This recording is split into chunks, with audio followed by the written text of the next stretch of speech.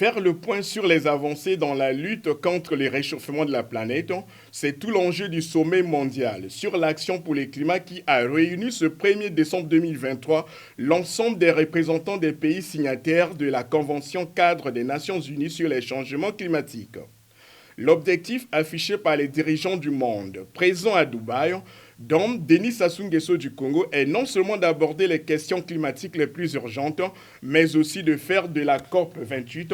un tournant dans l'action climatique en passant de la phase de négociation à celle de la mise en œuvre des engagements. Après l'accueil de toutes les délégations par le président des Émirats arabes unis, Cheikh Mohammed bin Zayed Al Nahyan, et le secrétaire général de l'ONU, Antonio Guterres, suivi de la photo de famille, la 28e conférence des partis sur le climat s'est ouverte à l'Expo City de Dubaï, où le bilan mondial des engagements de l'accord de Paris a été présenté au chef d'État. Il en ressort que les efforts consentis par les États restent insuffisants pour respecter les objectifs clés de la COP 21 en matière d'atténuation, d'adaptation et de financement.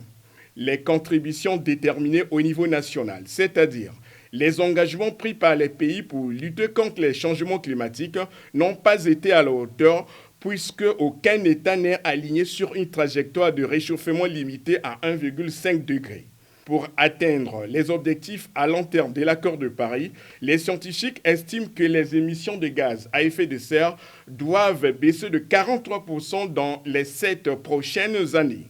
À l'ouverture des travaux, les Émirats arabes unis, qui figurent parmi les principaux pays exportateurs de pétrole et de gaz au monde, ont plaidé pour une sortie progressive des hydrocarbures et se sont engagés à atteindre la neutralité carbone en 2050. Conformément au pacte de Glasgow, 2050 est aussi une année butoir pour l'humanité de sortir entièrement des énergies fossiles, à l'origine de 79% des émissions à l'échelle mondiale.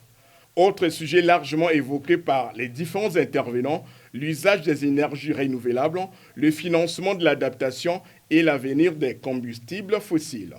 Pour matérialiser leur volonté, plusieurs pays, notamment les Émirats arabes unis, les États de l'Union européenne et bien d'autres, se sont engagés d'ici 2030 à tripler la capacité de production des énergies renouvelables pour satisfaire la demande mondiale.